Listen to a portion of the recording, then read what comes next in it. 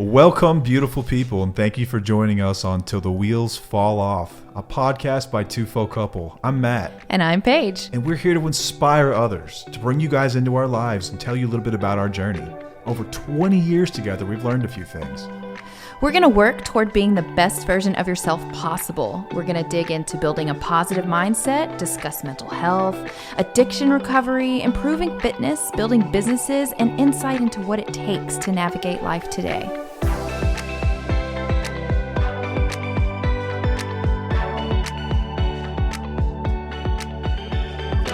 Welcome back to another episode of Till the Wheels Fall Off. I'm Matt. I'm Paige. Appreciate y'all joining us again this week. If y'all didn't already know, we have a free Facebook community called Two Folk Community. It's a place where listeners and followers can go and share their experience. They can get feedback from other people going through the same thing, and for wheelies to unite. You can find it by clicking the link in any of our social media profiles.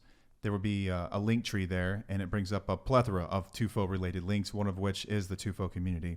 And we would love to have you in there to share, to listen, to get validation on some things, and just safely say whatever it is you're going through. If you want to vent and rant, you can do that too. Mm-hmm. You could write a 10-page rant. I'll read it, probably. Yes. Yeah. Yes. Just come on in, pop in, and join our movement in there. We'd love to have you in there.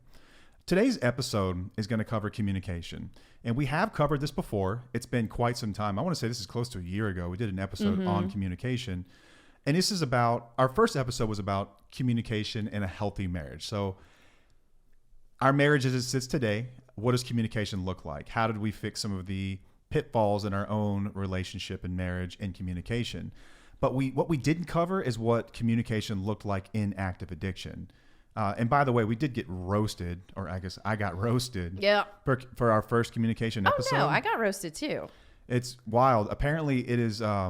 It's not a good thing to communicate your needs. Apparently, that's bad. Apparently, you're supposed to read minds. Yeah. You're supposed to read my mind. Wild. Anyway. Okay. Check that one out. Yeah. This one's going to cover more of a communication in active addiction, which is, it's very, very nuanced, right? Right. And the reason is because you're not dealing with someone who's in a healthy headspace. You're not dealing with someone who's thinking rationally and logically. You're not thinking about someone who's really considering your needs at all. Yeah. So communication in active addiction breaks down quickly. It's a disaster. Let's just be honest. It really is. It's one-sided, and it's going to be one-sided. Like, it's not going to go well until this person actually knows and takes accountability and tries to make change in their life. Yeah, I just recorded a TikTok video about this, and it sort of deals with communication. But like the number one question that we get in our emails and DMs, and by the way, we do try to get to all of those. If we haven't gotten back to you, it's not that we're just ignoring you. There's a lot to weed through, and we've only got so many hours in the day, and we do our best. I promise you, we do. But the number one question we get is, hey, I have a partner who's an alcoholic or an addict, and you share your pain with us, you share your life with us, and we appreciate that. We really do. I can't tell you how much it means to us that you're able to be honest and vulnerable with us, that we give that vibe off and then it comes back. But the question is often, how do I help them? What can I say to help them? How do I communicate how the severity of this issue and how bad this is? Yes, how it's affecting them, how it's affecting me, how it's affecting everyone around them. And the answer that we hate giving back is not a hell of a lot. Yeah. Because communication is a two-way street. Yep. Right?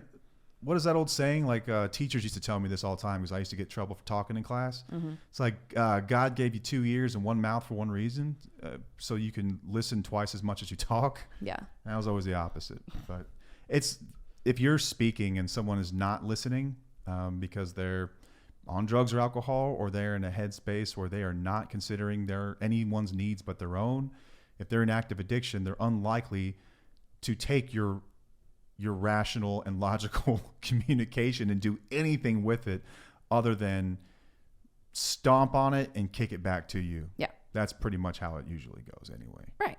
But we're going to kind of help guide you through healthy communication for yourself, for your peace, to help protect you. That might go well with your partner and might not go well with your partner, but you got to try somewhere, and you got to change some of your behavior to see what can happen within your marriage. Can I ask you a question real quick about this? Yes. Before we get started through all this, what Yeah, let's just say, what should someone's expectation be around communication with someone in active addiction? It needs to be very low. Yeah, that's fair. Thanks for being honest about that. It needs to be very low. You need to go into the conversations as not expecting them to do anything, honestly. Like you cannot expect much from a conversation. Which is sad, but it's the truth. She's speaking the truth. It is true. And you can speak on your part that's true. Like, man, God, so back when I was using, you had more rational communication with me than I could even remember. But it was always like how you would speak to someone who's not on drugs and alcohol all the time. Mm-hmm. Like I'm not of sound mind to even really take what you're saying and do much with it. Yes. So it's almost like you have to speak the language of an addict in order to get through to them. And even then, I think your expectations ought to be super low. That right there, it's really hard because think of like, let's say you have a problem and you're talking to somebody who lives in a functional home and they're saying things like, why don't you just talk to your partner about your feelings? Have you addressed it with your partner? Why can't you just have a discussion about it? Speak up, tell them how it is. When you're in these relationships, you know that it's not that simple. Yeah, we must not live in the same house, man. That's healthy communication. Speaking up for yourself is healthy communication. But in addictive relationships like this, you have to completely shift your mindset on how you approach communication. Because I want to talk about kind of like how I was raised with communication and how I had pretty healthy communication skills. Like I lived in a pretty functional home where we had stability and open discussions. You know, we addressed our problems. We came up with solutions. So when we tried to use the same logic as I was raised with Matt, it didn't work. It made it worse. It made me feel like I was wrong with my feelings, like I was gaslit, I was lied to, told that I was sensitive. Yes, I am, which I've said before, but that is not okay to throw at someone. I was raised to speak up when I felt a certain way. Like the somewhat healthy communication many of us were raised with doesn't typically work in these types of relationship. It's not as simple as addressing the problem and coming up with a solution, because typically the person we are with is not worried about anything but themselves. Yeah, like it's when you're trying to apply like this rationale that you've used basically your whole life with healthy relationships and healthy people, and it doesn't work here, you're likely to just try harder and hone in more on the skills that you do have and the things that you do know about communication. And what it's going to do is going to leave you feeling like you're a hamster on a wheel, just running in circles over and over and over. It's like Groundhog Day. Every day will be the same. It will. You will communicate effectively. It will get thrown back at you, and you will get nowhere. You'll feel like, oh my gosh, what am I going to do about this? Well, I'll just try it again, because you don't have the tools necessarily to deal with someone who's in active addiction. It's tricky, man. Well, and then you start getting to a point where it's not healthy communication, and you just start basically yelling at them and saying, why are you doing this? Can you please get your shit together? Yeah. And when you try that, what's going to happen is they're going to take that and use it against you. Yep. And say that you are now the reason that they do these things. Yep. Because you nag and because you're ugly to them and you're mean and, you know, all that. You've probably heard it. Right, right. So sometimes they might show, you know, signs of healthy communication during sober periods or whenever they're feeling somewhat normal, but that's just part of the pattern and it isn't consistent. And that's, you know, that's where you have to look at the actions instead of the intentions and look at if they're actually willing to change based on that conversation. Typically they're not. I mean, that's just the truth. No, they're not. Like, what would you say is the biggest difference between communicating in the way that most people know how, like when they were raised in a normal, healthy home, and then now they're with an addicted spouse? What is the biggest difference in those two types of communication? Problems get solved. Compromises happen. If you're in a healthy relationship and you're speaking on healthy terms, both parties are willing to solve a problem together. They're willing to compromise. They're willing to look at how are we going to solve this problem? But when you're in an addict and you go that route, the addict's not looking to solve the problem. They're looking to get away from the problem. They're looking to numb the problem out. They're looking to get you off their back so that they can just keep escaping reality. Yeah, and I think that the way that you approach these things also, like we talked about in the very beginning, where your expectation has to be that this is unlikely to go anywhere, which is sad. Mm-hmm. But that sort of has to be your expectation, because your expectation is, I have crafted this wonderful message that is going to land and it's going to resonate and they're going to go, aha, I've seen it. Everything's better. Yeah. it's unlikely to happen. You just sort of have to tamper your expectations. Yeah, because if you're having a healthy conversation with somebody and they brought a problem to you and you're healthy, right? You're going to take their words and you're going to say, God, maybe you're going to self-reflect and you're going to try to change your behavior that's affecting them, because that's what, you do. That's what humans, want to do. But these people don't want to do that. Yeah. And maybe it's not that they don't want to, it's just that they're incapable. Truly incapable at that moment. It's not even close to being at the top of their mind. Right. It's like, okay, my wife has a problem. Yeah, whatever. I'm just not really concerned about that. They are stuck in the loop of addiction. Yes. So communication has to change. So what does healthy communication in an addictive relationship look like? Or is there such a thing? Does it even exist? Well, I mean, you can start off by, like I said before, it's about like protecting your peace and making sure you're not going to get into something that's going to cause a huge argument. And it's basically going in with I feel statements, Okay, run us through those again. How does that work? Well, you need to talk about how the behavior is affecting you, not how they are doing something that's affecting you. Okay, that's subtle, but what does it sound like? What do you mean? Okay, so if you're bring up a problem to me right now. When you No, it's not when you. See? I always screw it up. That's what I mean. You always switch it around because you're like, when you do this, I feel this. No, it has to be, I feel this way when you do something. So I feel disconnected when you crash on the couch at 5:00 at night. Okay, right. I feel disconnected. I feel like that's how you want to go about it, instead of saying, you're always drunk. Why the hell do you have to pass out at 5:00 at night? This is messed up. We've talked about this and it pisses me off. That's not appropriate to go in like that, because it's just going to cause an argument and they're going to get defensive. Yeah. So I think the overarching theme here is that I'm just going to spit it how it is. You have to walk on eggshells and you have to be really gentle and careful about the way you present things. Yes. In the most non-judgmental way possible, you have to own your feelings in this prior to blaming or shaming them for the way you feel. Yeah. Even though they very well could be the reason this is happening. To get anywhere and to get anyone to not bark back at you and lash out, you have to own your feelings in this, like Paige is describing. Like, I feel sad. Yeah. When hurt. When you're throwing up and vomiting at 7, 8 p.m. when we had dinner plans. Like, I feel really hurt by that. Mm-hmm. You can say that. Yep. It's not saying that you're the cause of all my problems. You're just owning the fact that, like, I feel really sad right now, and this is what led me to feel sad. Right. And don't bring up the substance. Don't bring up the alcohol. Oh, that's a good one. Don't bring that up, because it's going to trigger them to do whatever they need to do to get you off their back, because you're trying to take away their pacifier. They're going to lie. They're going to manipulate. They're going to gaslight you so that you would just leave them alone.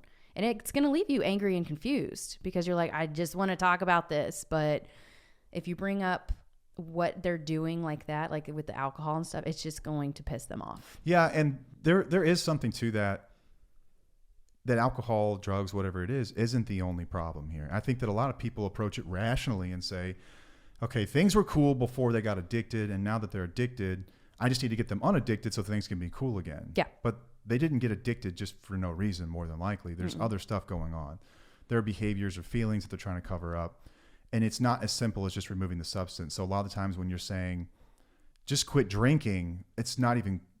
It's that's the tip of the iceberg, right? That's not even really what the problem is here. There's so much more beneath the surface. Yeah, that's why whenever you were in active addiction, you were a closet addict, I was always looking at your behaviors. It wasn't the actual intake of substances. It was the fact that you were an ass.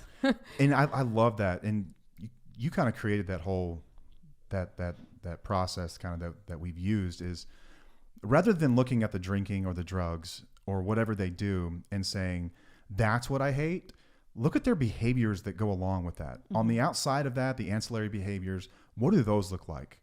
Is it the abuse, the emotional and sometimes physical abuse? Is it the name calling? Is it being short-tempered? Is it being disconnected? Is it not participating in and being a father or a wife, or living their life, or not showing up to work, not working? Like, those are behaviors. Let's focus on the behaviors. Forget about the addiction. Let's just put that in its own bubble, okay? The substance itself. Mm-hmm. Because if you come and attack the substance, you're just going to get all kinds of, like... You're controlling. Just you're like these trying to control my life. You're not my mom. It's just, it'll just run you in circles. Focus on the behaviors. What are the behaviors saying? And I know a lot of people are going to hear this and they may say, well, their behavior is like this because they are taking the substance. And they're right to some degree. Yes, they are. But it's not going to get you very far in communicating with someone who's in active addiction. No, it isn't. It's better to go back to the behaviors instead of the substance. And then this is also why whenever they do get sober, a lot of the behaviors will still be there. So that still kind of debunks that about that the alcohol is what causes it, because we don't know that it causes it. It amplifies it for amplifies it. Absolutely. But oftentimes in the absence of substance for an extended period of time, like anyone could be good for a day or two. And I think that we love to romanticize who this person could be based on their potential. Like, oh, they were sober for 2 weeks and everything was perfect. They were probably white knuckling it and faking it through life, if I'm being honest. Because I went through those periods of time too, where it's like, I'm just going to white knuckle, stop, cold turkey, and just figure this out. And I did my damnedest, but like on the inside, I was just struggling all the time. It's not substantial enough to last. Doesn't hold enough depth and weight to last for a considerable amount of time. But we love to romanticize those weeks or those months that someone's sober, or even those days that someone was sober, and be like, that's who they are. No, back up 30,000 feet. Let's look at who they are. What does experience show us? What do the behaviors show us over time? That's who they are. How we arrived here is sort of irrelevant. I know that drugs and alcohol certainly play a part, but underlying that, there's so much more going on. Yeah. And if all this sounds high maintenance, it is. It is. And just know that it is. You're having to shift your entire communication skills and what you know about communicating. You do, because you're dealing with somebody who is not capable of communicating at the level that you are. And it's hard. Man, it's hard. It's really, really hard to relearn. And it's going to be there's even another shift whenever somebody gets sober. But here's the thing is that when you learn how to do this, you can handle so much in the world. Like, that's one of the things that I'm really grateful for, is that I've learned that I can be stronger, and I learn how to deal with certain, situations based on these communication skills that I've learned. Yeah. In all different levels of addiction. Underlying all this, and this is, I hate that we have to go here, because I think that we serve people in the beginning to give them hope that they can repair their relationships and their marriages, and things could be beautiful, and they could, but that's not common. And I can't say it enough that that's not the most common outcome. It's not, because it's not up to you. It's not all up to you. This person has to do the work. Like, I asked this question, how do you make a caterpillar turn into a butterfly? You don't. You don't. It just does. No. It has to do the work. The caterpillar has to do the work. Yes. You don't do anything. You stand back and watch them hop in the cocoon and do all that work. That's what a recovering addict is doing. They have to do this work. Now, while you can provide an environment for them to succeed in that, like, remember building those little terrariums as a kid with the little caterpillar in there? The what? Terrariums. You don't remember those? No. Those little, like, 2-liter bottles. You had a boring science class. I didn't do that. But we did something with the kids during homeschool. We bought butterflies and we watched them do that. But either way, you can craft this environment where they can be successful. But at the end of the day, they've got to do the work. They have to do the work. So it's not all up to you. So, like, we serve in the beginning to provide people hope. But the real deal, real talk here is that most people, most listeners, most wheelies are going to have to find out how high their pain tolerance is. How much of this am I willing to deal with over time? Have I exhausted every single option? Have I given this relationship and this person every opportunity to succeed? And then at some point decide, okay, I might be done. This might be it for us. I don't know, because it's not up to me anymore. I've done everything I can. And it's not that I don't love you. I just can no longer tolerate the abuse that comes with it. I can't tolerate watching someone destroy themselves in front of my eyes. I just can't do it. Yeah. And so many people will look at their vows and their marriages and be like, well, we said till death do us part, in sickness and in health. Man, I've seen that thrown back on people, and it's so hurtful. Like, what they're essentially asking is, I need you to stick around for about another decade of abuse before I get ready. Yeah. And it doesn't have to be that way. No. I think that part of what we do in educating people is, like, education it's sort of like opening Pandora's box. Like, right, once you've been educated on what addiction is, that there are solutions to it, and your part in this and what's going on inside the mind and everything else, you've sort of like, okay, now you've gained a new knowledge. And then the next part of that is empowering people. Oftentimes when they're stuck in their relationships and they're trying to go through all this high maintenance communication like we're describing, what we try to subtly sneak in there for people is like this empowerment journey where it's like, yeah, like that's really tough. I know that's tough, but they have to see it for themselves. You can't just tell someone you need to leave. Yeah, it never works. Like it's just like telling someone you need to stop using drugs or alcohol. You have it to doesn't make decisions work. on your own, right? But they have to get to a place where they're comfortable enough in their own skin because they are invested in their relationship. And there's this business term, we talked about this yesterday, called the sunk cost fallacy. Yeah. So in business, for instance, like this is where I learned about it in school. Let's say you invested $100,000 in a software, and this software is not going well. It's a pain in the butt to use. It's not really streamed with your company. You really have to like work hard to make this stuff work, but you're going to stick with it because you spent $100,000 on it because you got time and training invested into it. And now you're 2 or 3 years down the road, and your business didn't grow like you thought it would because the software's holding you back, but you're like, but we invested so much money in it. You've got a sunk cost that you're never going to get back. Yeah. Relationships are the same way. You've got time that you'll never get back. People will be like, I've been in this for 8 years or 10 years of my life. I've invested in this. I've got to get a return out of this. No, you don't. That's a sunk cost fallacy. You don't. Like sometimes winning is knowing when to quit. And like, it breaks my heart to say that. And I hate having to be this brutally honest about things, but that's a fact. And our job is to empower people to know when to quit, because not everyone's going to get there, but many people will. Some people, they will put boundaries in place. They will, their partners will see, oh my gosh, I could lose them. I've got to do something. I've got to get healthier. I've got to recover. They'll do the work, and things get wonderful. You know, things can get so good. And I hope that I wish there was a way to get everyone our journey. I wish there was a way, but the more likely occurrence is that you've got to get through your own stuff about, okay, maybe this isn't happily ever all for me after all. Maybe this isn't what was intended for me. Maybe there's something better for me. Yeah. And that's a process that takes place over the course of sometimes years. We are just here to love you until you get to that point. Yeah. And even after, we're here to love you. Yep. Never judging anybody. Nope. Never making anyone feel like they should feel like crap for sticking around. None of those things, because the fact of the matter is that we went through that and we stuck through it. Yeah. But our relationship today was more contingent on me getting sober than it was you doing anything. Yeah. You did everything you could. I had to get in the cocoon and do the work. Yep. Ultimately. Yeah. So communication, helping someone, supporting them, all that stuff only goes so far. They have to start pulling their weight in this. Yeah. I just want anyone who listens to us, comes across us, to know that we will love you until you get to that point. And you will. Everyone gets to that point eventually at some point. Right. Everyone does. Like we've known people that have left marriages after like 30 years. And like, we don't take pride in that by any means. Like, it breaks my heart anytime I hear about a relationship being fractured or split, and to know that there's someone who's suffering from addiction who's stuck in that. But I've also talked to enough people in recovery, and I'm kind of hard about this, where it's like, maybe that'll get them sober. Maybe that'll keep them sober. Yeah. You know, if nothing else would, maybe they need to have some tough love. And it's not to say that it's done forever. You know, you can always hold space for that. Maybe one day they get things together and you rekindle, and then you can start to work on stuff. But how high is your pain tolerance? How long do you want to stick around until that happens? Yeah. It's really up to you, but we will be here for you regardless, one way or another. That was beautiful. We'll love you till you can love yourself. I'm sorry, I had to rant a little bit. That was great. I mean, you went way off. But yeah, that's cool. Where were we?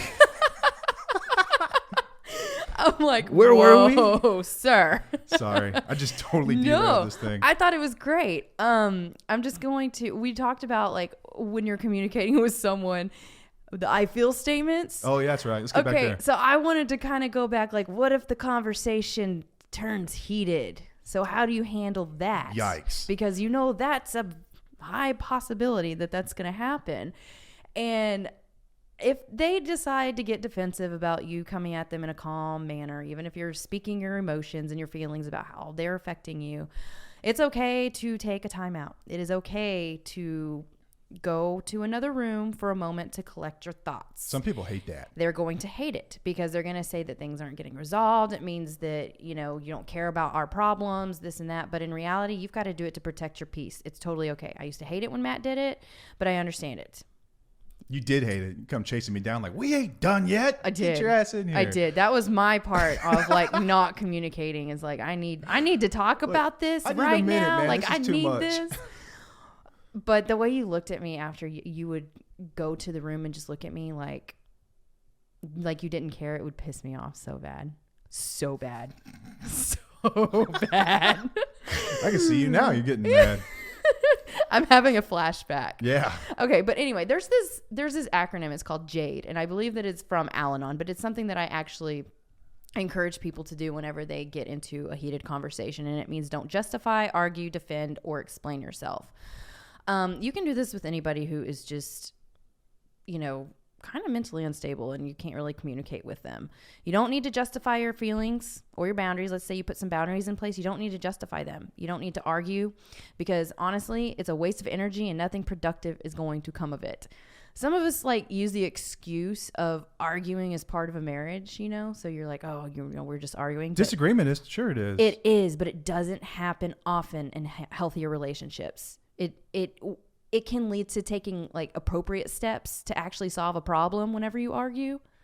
How often do we argue? I don't know. And when I was writing these notes out, I'm trying to think of how often we argue. But our arguments have become very productive. They've become predictable. I'm trying to think. We don't have a lot of big arguments that I can think of. You're not going to explain predictable? There could be some newbies on here. Predictable. What the hell did she was that just actually say? That wasn't in an episode, I don't think. Yes, it was. I thought it was just in B-roll, like it was before an episode. No, I'm pretty sure I said it in an episode. No, it was before an episode. Here's an argument. So was it a reel? Here we go. Yeah. Yeah, okay. It was a reel you made. So we were talking about, she was trying to say productive members of society, and she said she couldn't get the word out. She was like, productable members of society. I was like, productable? Productable?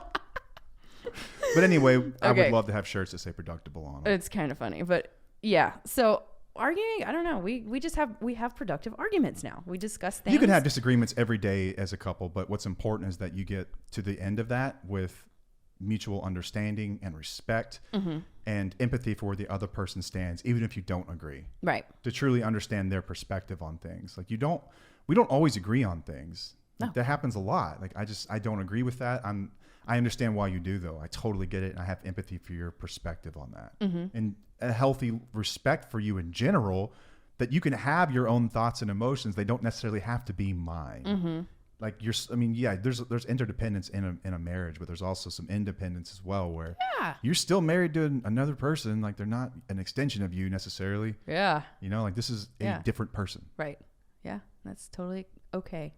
But arguing in a relationship that's not with healthy communication can just take you down a really dark path. The D is defending your feelings or actions. That's not necessary, because in your heart you're taking steps to protect your peace and your well-being. Yeah, don't defend because it's non-negotiable. You're taking action that's correct. Just know that. Yes. If someone's asking you to defend their perspective, they're just being difficult. They're being a pain in the ass. They don't want to see your perspective. No, they want to change your mind. Yes. They're trying to ask you to defend yourself so that they can manipulate you. Yeah, so have the confidence that you don't have to. You don't have to defend it. Yeah, the next one is not explain. You don't have to over-explain. You don't have to. Sometimes when we over-explain, it can make the conversation more complicated. We can simply state our feelings and decisions without explaining why we feel a certain way.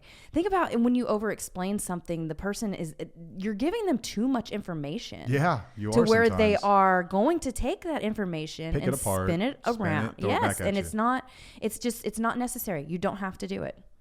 So, I use this at work a lot, actually.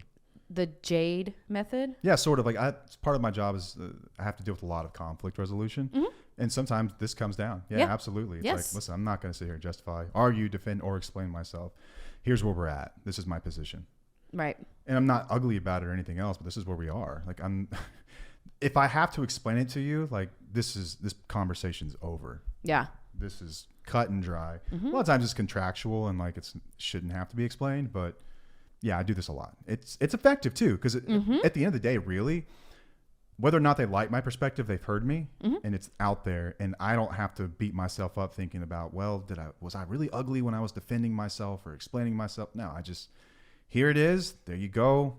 Enjoy your dinner, and I walk off. Yeah, and it's also the saying of no is a complete sentence. It totally is a complete sentence. You can just say no. It's okay. I reply all the time. People probably think I'm a monster. No, N-O. That's a full email for me for a lot of times. I would hate you at work. I'm not being ugly about it. It's just no. Like the people I ask know. questions, just right no. It's kind of like when people do the thumbs up thing. That's sort of passive aggressive, but it's just no. How? See, I don't get that. You send a thumbs up, like, okay, cool. Like, I don't understand why that would piss somebody off. I don't know. Like, we're gonna get into some like emoji reaction controversy here, but I think if you click on the message and like it, that's totally cool. But if you send me a thumbs up, you went through the extra effort to be a jerk. That's wild to me. I'm sorry. That's wild. I don't know. I never thought too hard. I guess, I don't know. A lot of times it's negotiation.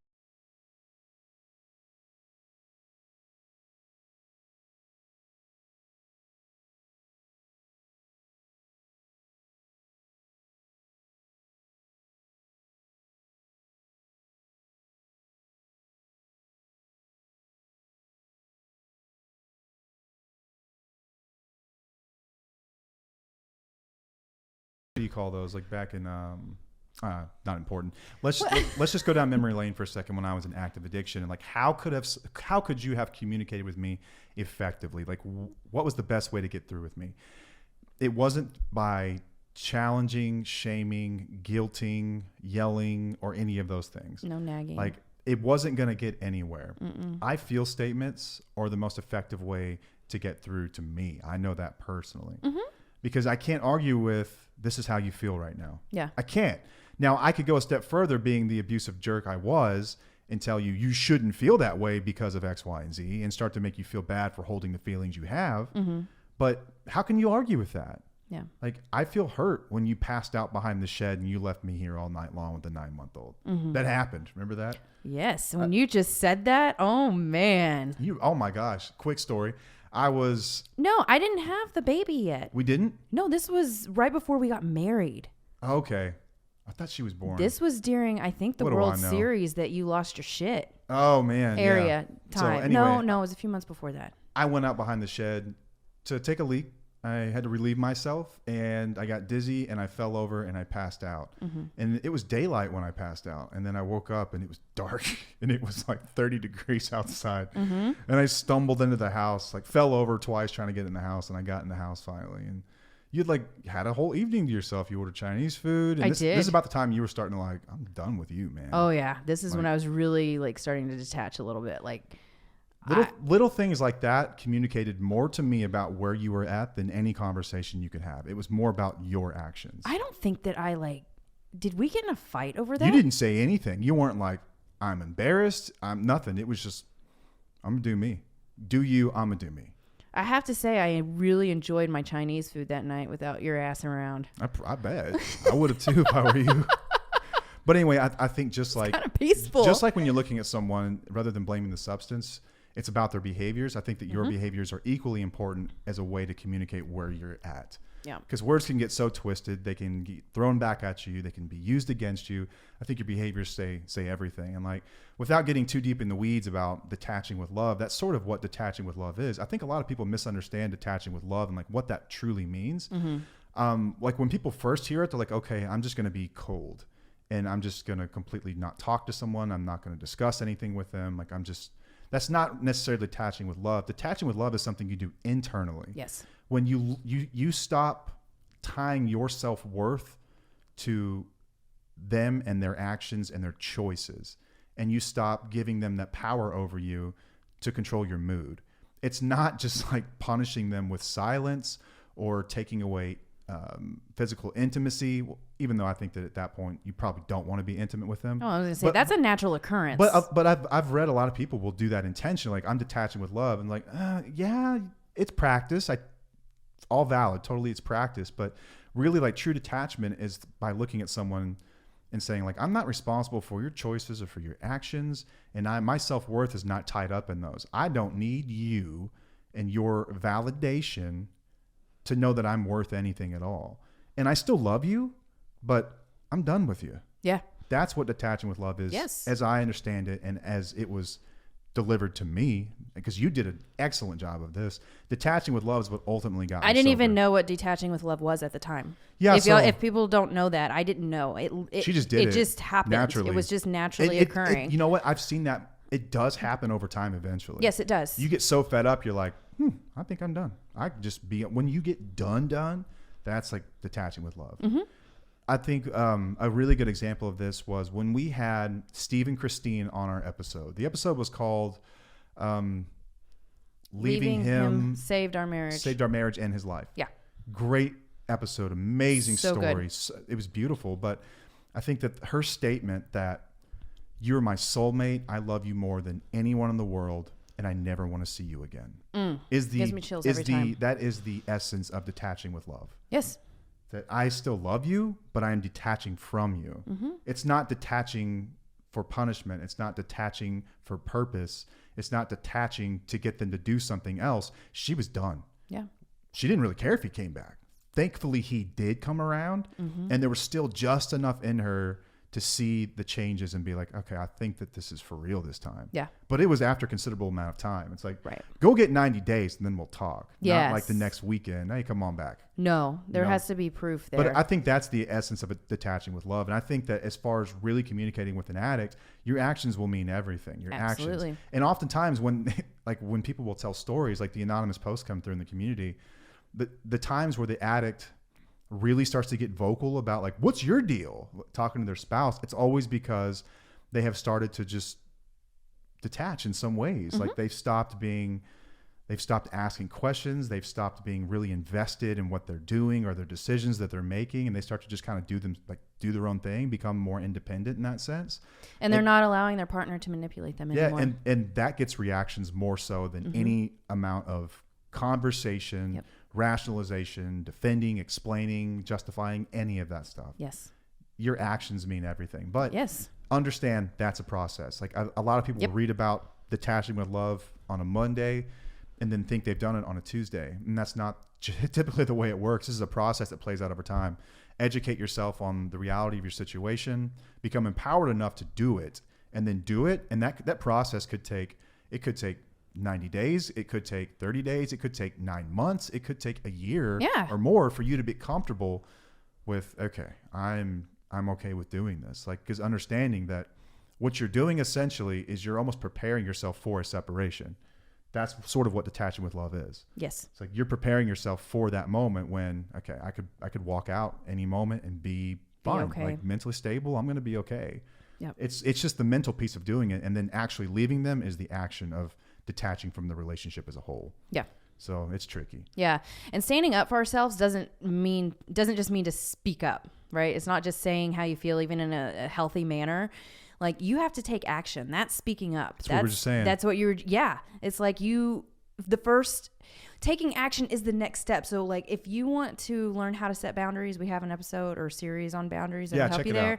But after you have this healthy communication that you're trying to instill, or you're trying to get across to your partner, and you're like, okay, this isn't working, you have to take action. That's the only time that's the only thing that's going to change. Yeah. If nothing changes, nothing changes. Period. Yep. If you don't change something, nothing will change. You will be in this cyclone forever, and there will be moments where you feel like, okay, I can tolerate this, and then inevitably what got you there in the first place will occur again. And that's just the vicious cycle of addiction, man. That's just how this thing works. That's how this goes. Yeah. This is one of our shorter episodes. I just looked at that. Not bad though. Here lately we've been 45 minutes to an hour, but I think that we packed in good information here in just under 40 minutes. Yeah. Which is solid. Yes. I like it. Okay. And this is going to be a series. Is that right? Yes. We're going to have next part is going to be how to have healthy communication and early recovery. Yeah. And then the one after that is going to be healthy communication later on into recovery. Like I said before, this comes in layers. There are different ways to communicate at different parts of your life. Yeah. So we're going to do our best to meet people where they're at in their journey. And there's a spectrum. It's all over the place. Yep. Some people who are in the very beginning of their journey, which is like where we're at right here in this episode. And then it's going to be, okay, we just started this recovery process. And then let's talk about, you've got a spouse who's been sober for quite some time. How do you really effectively communicate and go to that next level in your relationship, in your marriage, and really level that stuff up? Yeah. Active addiction piece is tough. And this is the most difficult one. I think that when people approach us, like I said, the number one question is, how do I help them? How do I get them sober? What can I do to support them? It's not the question you should be asking yourself. It's the one that seems the most rational and the most logical, but that's not always the best question. Yep. Generally, people have already done everything that we would ever suggest them do, by the time they find us and reach out. Like if you're looking for podcasts about this stuff, you've probably had these combos. You've probably already done that stuff, but it's difficult. Like I think that, and I know why, and why wouldn't you want to be able to find peace in the storm? Like I've got someone who's just an absolute mess, but I want to find a way to be happy in that too. I think this is where we get into more of some of the spiritual concepts of acceptance and things like that. Yep. Well, I don't know. I think that acceptance can also be a very rational concept as well. Yes. But the expectation that this is that's who they where are. acceptance is in this. Yeah, you have to have acceptance that, okay, this is how the communication is going to go down. Yeah. So I had a really, really, really low spot in my life, in my career, a few years ago. That's actually, let's just be honest, still going on. But but anyway, the only way that I could get there and perform at any level that was effective for the company at all was if my expectation going in was accurate. Because here's where I got screwed up. I was walking into a situation that was bad. And it wasn't just like the business itself. It was the industry that we're in was in a state of flux, and it was crazy. It was during COVID. It was incredibly stressful. But my expectation every day walking in was today's going to be different. I'm going to walk in today and it's going to be the way it used to be. It's going to be happy. The sun's going to be shining. It's going to be easy. We'll be done with the grind by like a little after lunchtime, and we'll get a little chance to get some downtime, get some work done. And I was just telling myself a lie every single day. I would walk in and it would be the worst day of my life every single day I was there for years and years and years. And then I had this aha moment. I call this the pop. I refer to this as the pop when I'm working with somebody in recovery. You hear the pop. It's the sound of someone's head coming out of their ass. It's when they get to a point of That's an interesting image. It's just the pop, pop. And now they're reasonable all of a sudden. It's like, oh, they're back. Well, I had the pop at some point where I realized, man, this situation just is what it is. Like this is my expectation should be every day when I walk in here, it's going to be really challenging, incredibly difficult. It's going to be pandemonium. It's going to test me in every single way possible. And when I started showing up with that expectation, things got tremendously easier. Mm-hmm. It didn't make my work any more fulfilling. It didn't make like my sense of purpose any better, but it really cured a lot of the stress and anxiety that goes along with this. And I think that you can apply that to a relationship as well. So if you are the type that has a high pain tolerance and you want to know how to stick this out, change your expectation around it and stop pretending like it's going to be different today. Mm-hmm. It's not. It's going to be what it's been. Yeah. You know, if they're still doing the same things they've always done, then you're going to keep getting the same things you always got. Boom. Why would it be any different? Why would it change? So your expectation has to be, it's going to be an absolute shit show I'm walking into. It's unlikely that I'm going to have any of my needs met. It's unlikely that we're going to make any breakthroughs today. And I accept that. I'm making the conscious choice, which takes back your power. I make a choice to show up in this today. Mm-hmm. And then you show up in it. And then you're not shocked at all when this person does what they've always done. Yeah. That's just who they are. Yeah. This is who they are. They are what they are. Mm-hmm. Maybe they get sober, maybe they don't. But if you're the type that's like, okay, I understand what you're saying, but I'm not ready to leave. How do I find happiness in the meantime? That's a really effective way that I have found to find happiness in really toxic situations. And I've talked to people who have been with an addicted spouse for quite some time, and that's a very similar way that they find peace in it too. Mm-hmm. Al-Anon's really effective for this, I think, too. If you haven't been to an Al-Anon meeting, that might be the path for you. Yeah. But anyway, I think that's all we've got. Yes. Okay, awesome. Well, thank you for joining us again. If you haven't already, please subscribe. I noticed that about 1 in 4 people that listens doesn't subscribe to the podcast. Mm-hmm. So follow us, subscribe, stick around. We've got some really, really cool stuff on the way, and I cannot wait to start sharing this stuff with you guys. Yes. It's going to be awesome. So thank you for being here with us. And until next time, I am Matt. I'm Paige. And we'll see you. Bye.